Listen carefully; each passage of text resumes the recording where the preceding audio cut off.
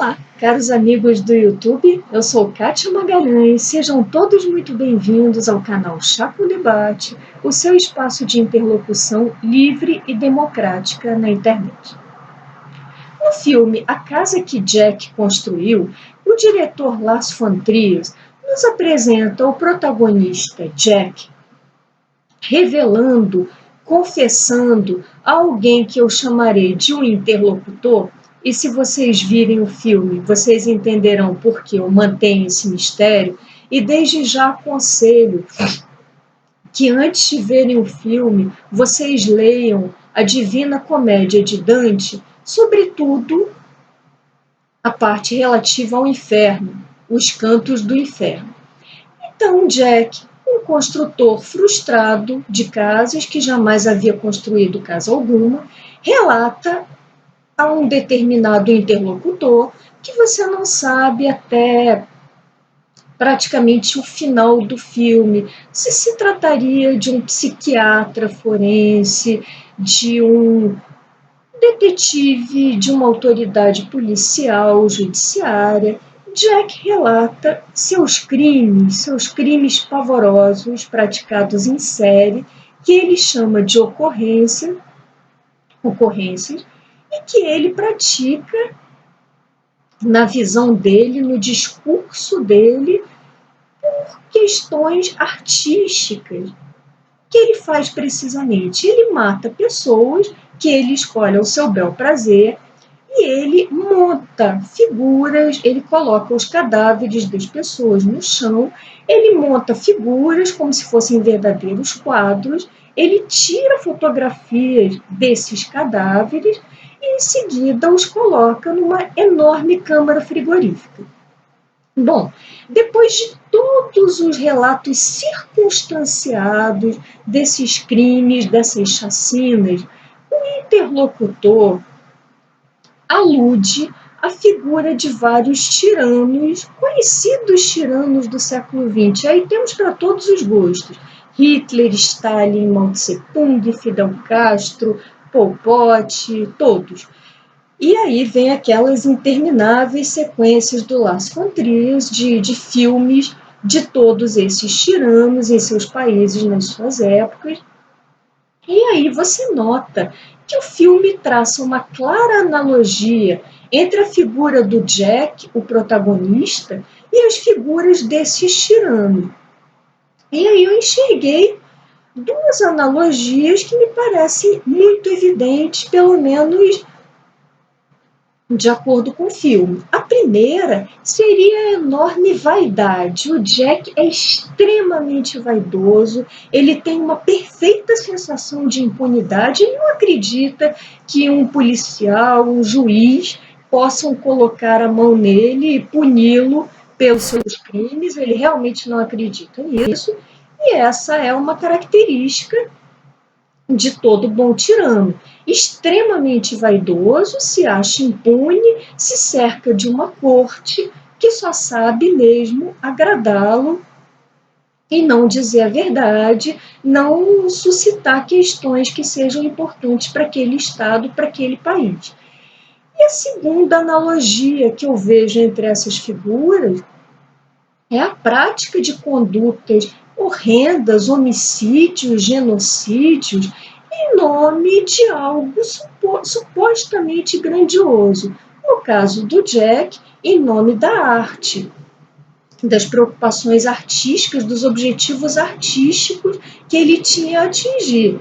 No caso dos tiranos, temos também justificativas das mais variadas. Temos justiça social, igualdade entre as pessoas, tudo servindo como narrativa retórica para justificativa de grandes crimes, de genocídios completamente aleatórios.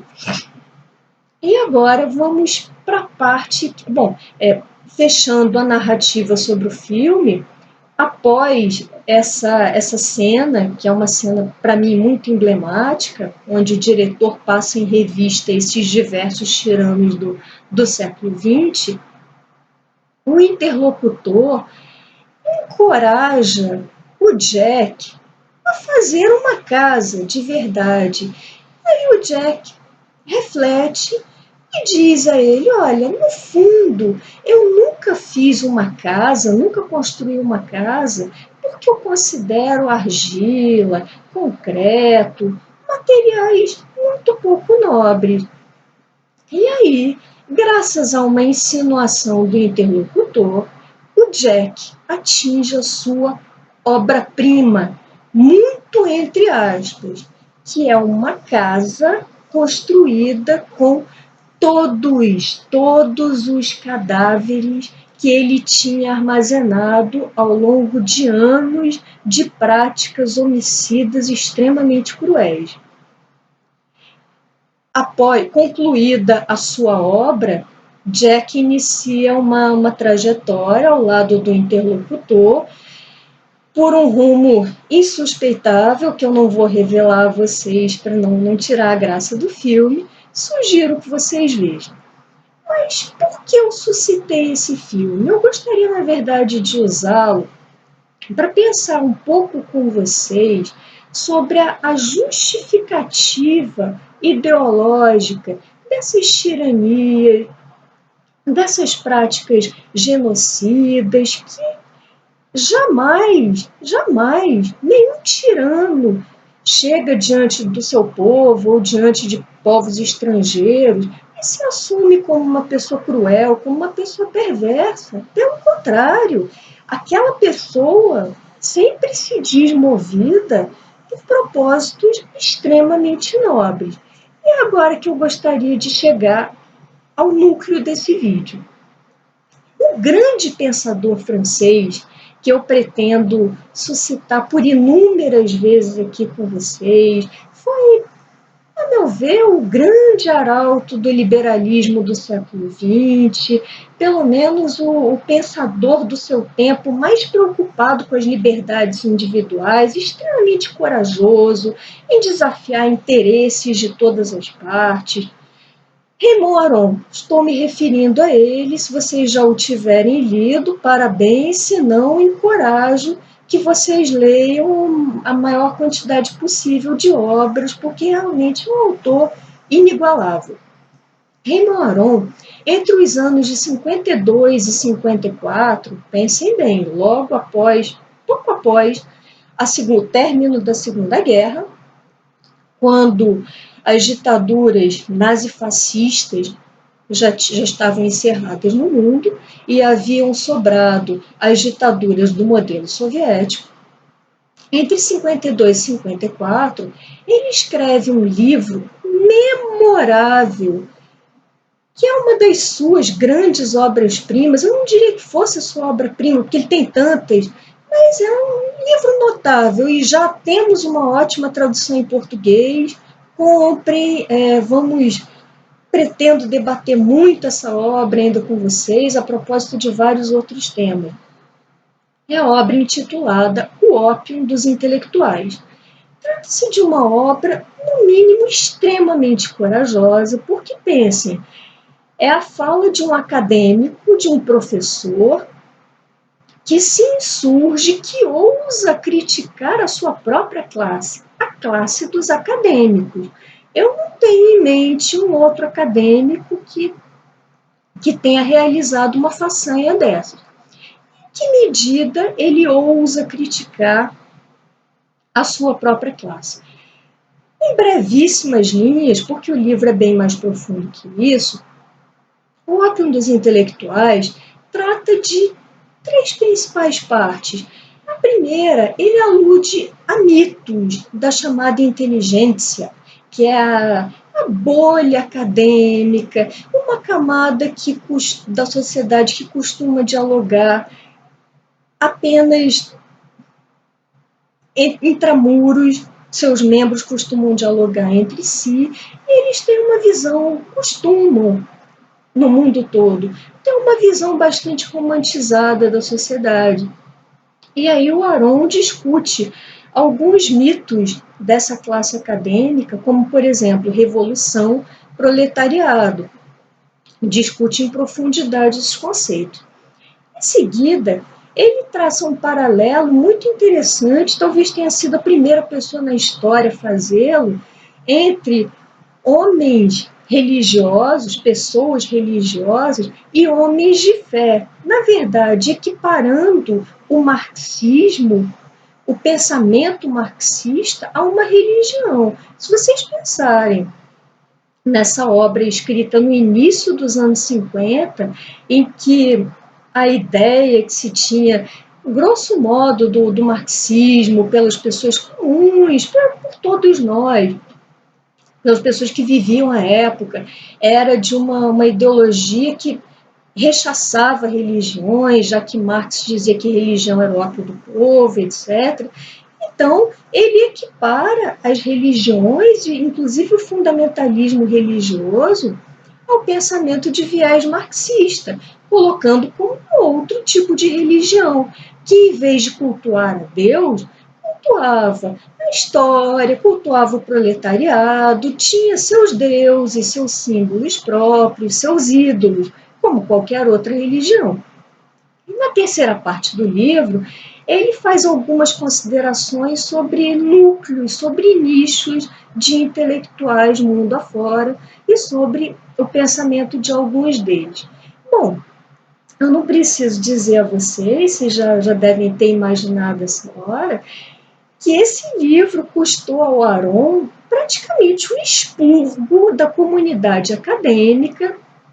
Não foram poucos os artigos de colegas, de pensadores, de pessoas até então amigas, que ele considerava como muito amigas, como, por exemplo, o Maurice Merleau-Ponty, Sartre. Sartre foi um grande amigo de juventude do Raymond Aron, e se insurgiu contra Aron, o denunciou como sendo um nazista, um fascista. Só abrindo um pequeno parêntese, muito curiosas essas acusações contra o Raymond Aron, que precisamente no ano de 1940, onde estava Raymond Aron? Alistado nas divisões gaullistas na Inglaterra, lutando ao lado do general de Gaulle em prol de uma França livre, de um mundo livre, exatamente do nazismo. E onde estava o senhor Sartre? Exatamente na França ocupada. Quieto, na França ocupada, exibindo suas peças. Parecia ter chegado a um arranjo bastante cômodo com o invasor, né? Quem parecia mais nazista nesse caso? Bom, fechado parênteses. Então, o grande debate em torno do... Por que o Raymond Aron fala do ópio? Porque o ópio é um sedativo, aliviador, e aliviava a mente desses intelectuais que começaram a ter ciência dos gulags soviéticos, das torturas horrendas que eram praticadas no universo da cortina de ferro, até então para lá de idolatrado pela inteligência, pelos acadêmicos, e mesmo após a ciência de todos esses fatos tenebrosos, continuou a sê-lo, já que o próprio Sartre declarava sem qualquer pejo que os gulags não afetavam a validade do pensamento marxista em si, tampouco a sua implementação na União Soviética, até porque o que seriam algumas vidas humanas em comparação com o devir histórico, com o homem do futuro que estava sendo forjado naquela nova sociedade soviética. Então, Aron, homem de boa fé que era, imaginava que só mediante muito ópio, e aí ópio chega a ser usado até num sentido um pouco irônico, né? Ou seja, quanto sedativo é necessário usar para que um pensador defenda torturas, defenda campos de concentração em nome de uma suposta ideia de uma sociedade do futuro. Bom, então vocês podem imaginar a analogia, o paralelo que eu queira traçar com o filme do Jack. E aí, apenas para concluir, me permitam fazer uma referência a uma frase do próprio Raymond Aron, em suas memórias, também um livro espetacular, não sei se já foi traduzido para o português, certamente para o inglês, teria que procurar, até o original é difícil de encontrar, mas é uma obra espetacular. Aron traz uma determinada frase no fechamento do capítulo de suas memórias sobre o ópio dos intelectuais, onde ele diz que, dois pontos, abre aspas, a organização da vida social nesta terra se revela pela experiência passavelmente prosaica.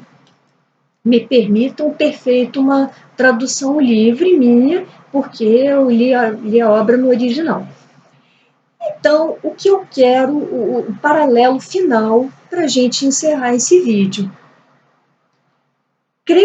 Tendo a crer que pessoas que acharem que a organização social nessa terra é mais que uma atividade prosaica, pessoas que creem em figuras míticas na política, em figuras investidas de virtudes extremas, movidas pelos fins mais nobres, pelos fins mais honrosos, acho que essas pessoas estão destinadas a aderir a pensamentos totalitários e a ideologias totalitárias.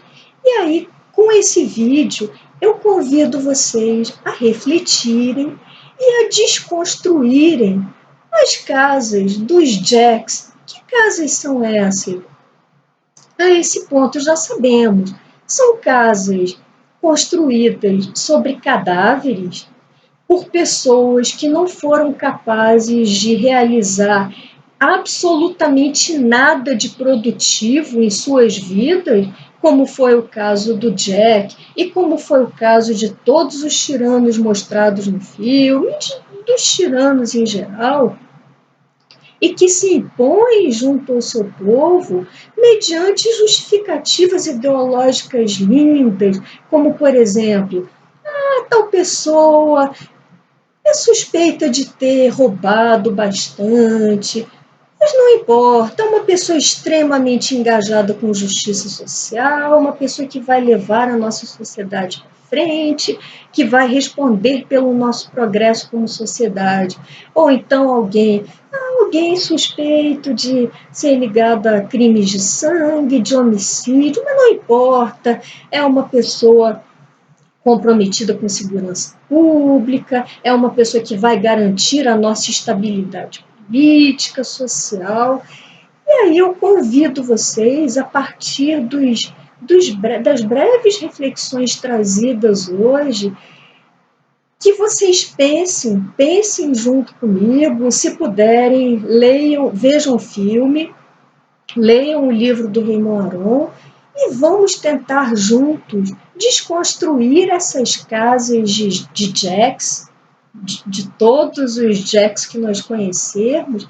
Quem sabe assim nós não atingimos um modelo de sociedade mais livre, com pessoas mais conscientes do seu espaço como indivíduos e, sobretudo, cientes de que os governantes não podem ultrapassar os rigorosíssimos limites da lei e intervir na vida da sociedade civil, como nós vemos tantas vezes, tantas intervenções indevidas no nosso país.